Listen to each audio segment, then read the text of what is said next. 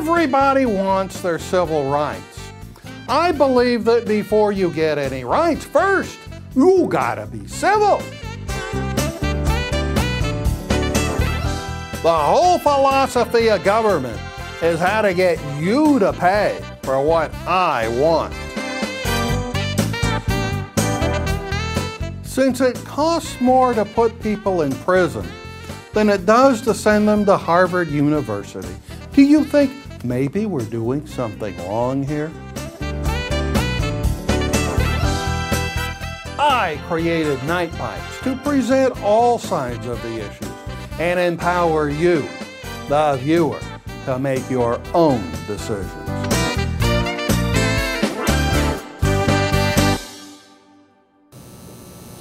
Howdy, folks!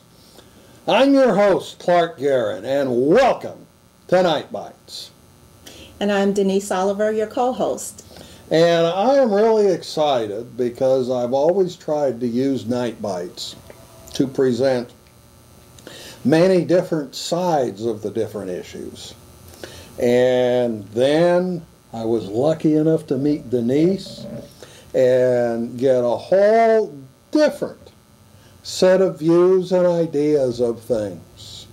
And I just really want to thank you for coming on and sharing with us your different points of views. My pleasure. Because all our points of views are based on our experiences growing up. Yes. Yeah.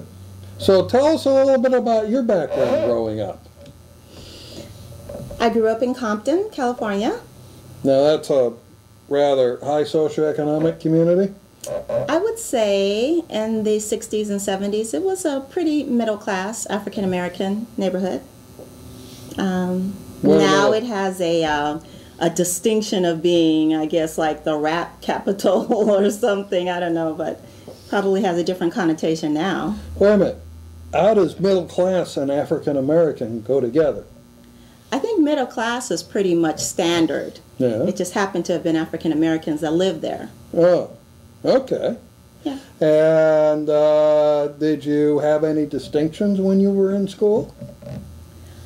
Well, I was a pretty good student. I mean, I was a National Merit Scholar. Well, a what? National Merit Scholar. Now, how do you get to be a National Merit Scholar? It's based on the scores from your PSAT, which is like your pre-SAT that you take in your junior year. You mean the SAT, the Scholastic Aptitude Test, is what you take to get into college, and then there's what they call one before that, a pre-SAT, which is like more for juniors. Exactly. And so if you get a high enough grade on that, you become a National Merit Scholar? Well, you go into consideration, and then they take other things. It was so long ago. I don't really remember, but it's based on your score, and then, I guess, recommendations from your teachers and other things that you've done in your scholastic career. So that was a distinction. I was a pretty good student. Yeah, then you went to college. Yeah, I did. Yeah. And then you started working for the phone company. Yeah, I did. That was while I was still in college, actually. It started as a summer job, and I got a little sidetracked in college and ended up having a kid on the way and needed the job. So I'm kind of curious, what do you think about the laws against employment discrimination? I don't know much about the laws against employment discrimination. You want to be more general or more specific? Well, do you think we still need laws now that we have a black president? Do you still think we need laws that prohibit employment discrimination? Oh, sure. Why? Absolutely. Well, discrimination is illegal for a reason, because it's wrong. And so, of course, Wait a minute. It's wrong. Why is it wrong? To discriminate against someone? Why is that so bad? Because it's wrong. The same as it's wrong to murder somebody or steal from them. You're taking away their ability to earn a living. That's thievery. But what if people are lousy employees? Well, then that wouldn't be discrimination. That would be termination. Yeah, but the problem that employers have, and I do a lot of employment law, is anytime you fire somebody or want to fire someone who's a member of a protected class, they get a lawyer and they sue you. Really? Yeah, they do. Even if they're a lousy employee, they still sue you, claiming you treated them differently. Oh. And that's because the standard is so easy. All you have to do to be able to maintain a suit is to be able to prove you're a member of a protected class, you're black, you're Chicano, you're whatever, and that you suffered an adverse employment action, namely you're fired. Really? So you don't have to prove that it was based upon your being a member of that protected class? No. Oh. The prima facie case doesn't involve that. It just involves you're a member of the class, suffer an adverse action. Wow. Well, you know more about that than I do. I take it you've been sued a few times. Yeah, I've dealt with those things, yeah. But what I'm saying is, don't you think that's really unfair?